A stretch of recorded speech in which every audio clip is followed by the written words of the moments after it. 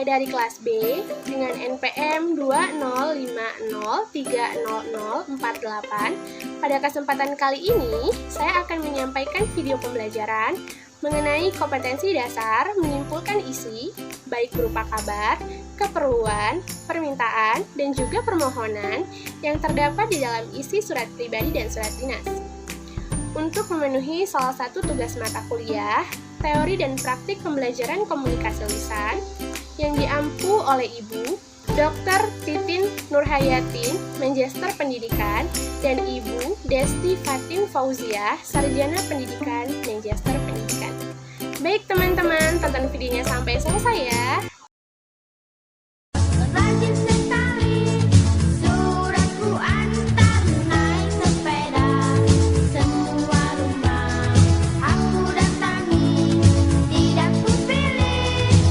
Bandung, 2 April 2021. Untuk orang tuaku tercinta di Palembang. Assalamualaikum warahmatullahi wabarakatuh. Apa kabar Pak, Bu? Semoga Bapak dan Ibu dalam keadaan sehat walafiat. Fani juga baik di sini. Pak, Bu, Fani sangat rindu dengan kebersamaan kita.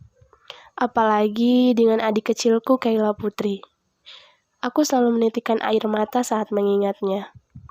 Pak, Bu, Fani juga ingin mengabarkan bahwa sepertinya Lebaran tahun ini Fani tidak bisa pulang karena masih ada urusan sekolah yang harus Fani selesaikan. Fani harap Bapak dan Ibu bisa mengerti. Sekian dulu surat dari Fani. Fani tunggu balasan surat dari Bapak dan Ibu. Waalaikumsalam warahmatullahi wabarakatuh. Salam rindu, Silvani Indriani. Teman-teman, bagaimana setelah kalian melihat dan mendengar contoh surat yang telah saya bacakan tadi? Apakah kalian sudah bisa menentukan jenis apakah contoh surat tersebut? Baik, akan saya jelaskan. Contoh surat yang tadi saya bacakan merupakan jenis surat pribadi. Mengapa demikian? Karena kita bisa melihat komposisi atau struktur suratnya ya. Mari kita amati suratnya lagi. Ternyata di dalam surat tersebut terlihat jelas surat tersebut memiliki ciri-ciri yang terdapat di dalam surat pribadi. Mengulas sedikit tentang surat pribadi adalah surat yang digunakan untuk berkomunikasi secara pribadi, bersifat tidak resmi, dan berisi tentang masalah pribadi. Surat pribadi ditulis oleh seseorang individu atau perseorangan untuk orang lain.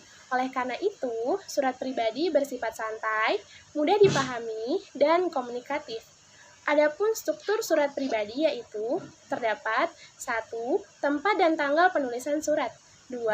Tujuan surat, 3. Salam pembuka, 4. Isi surat, 5. Salam penutup, dan 6. Identitas pengirim surat.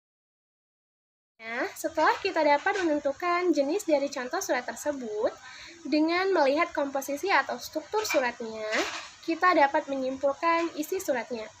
Seperti yang kita ketahui, menyimpulkan memiliki pengertian sesuatu yang disimpulkan atau pendapat akhir yang berdasarkan pada uraian sebelumnya. Jadi, menyimpulkan isi surat yaitu menentukan pendapat akhir dari isi surat tersebut. Seperti pada contoh surat yang telah saya bacakan sebelumnya, yang isinya dapat disimpulkan berisi tentang kerinduan seorang anak kepada orang tuanya dan adik kecilnya yang berada di Palembang, dan sekaligus menggambarkan kepada orang tuanya bahwa sepertinya dia tidak bisa pulang Lebaran tahun ini karena masih ada urusan sekolah yang harus diselesaikan terlebih dahulu.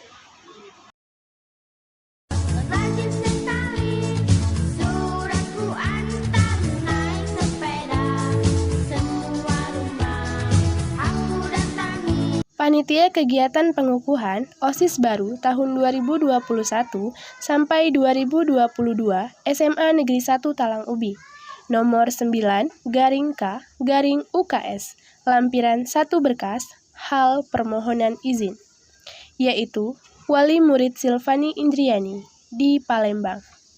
Dengan hormat, dalam rangka kegiatan pengukuhan, pengurus OSIS Baru Angkatan 2021 sampai 2022, pengurus OSIS lama Angkatan 2019 sampai 2020, SMA Negeri 1 Talang Ubi mengadakan acara pengukuhan atau renungan pada tanggal 6-7 Maret 2021 di lapangan SMA Negeri 1 Talang Ubi sebagai salah satu rangkaian dari pelantikan OSIS baru angkatan 2021 sampai 2022.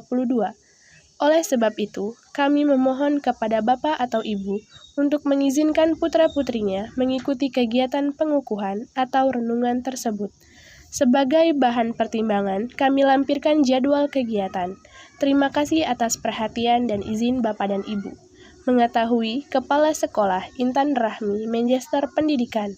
Hormat kami, Ketua Panitia Rena Anissa.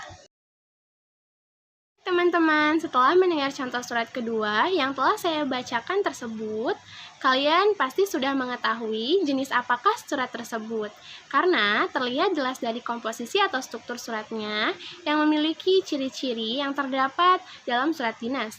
Mengulas sedikit tentang surat dinas adalah surat yang dikirim oleh suatu instansi atau lembaga kepada perseorangan atau instansi lainnya yang berisi hal-hal kedinasan. Adapun struktur yang terdapat di dalam surat dinas yaitu 1.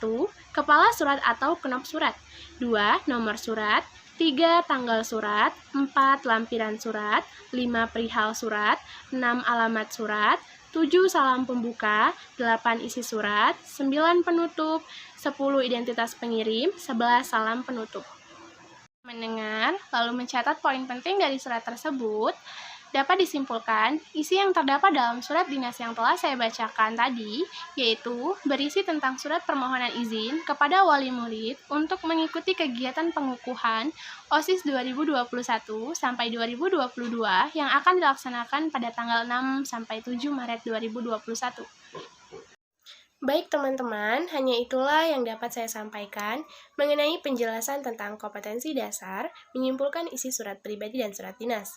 Saya ucapkan terima kasih untuk teman-teman semua yang telah bersedia menonton video ini. Semoga video ini bisa bermanfaat untuk kita semua. Saya juga menyadari bahwa masih banyak sekali kekurangan yang terdapat di dalam video ini. Oleh karena itu, saya sangat terbuka pada kritik dan saran yang membangun dari teman-teman semua agar menjadikan video ini bisa lebih baik lagi. Saya akhiri, wassalamualaikum warahmatullahi wabarakatuh.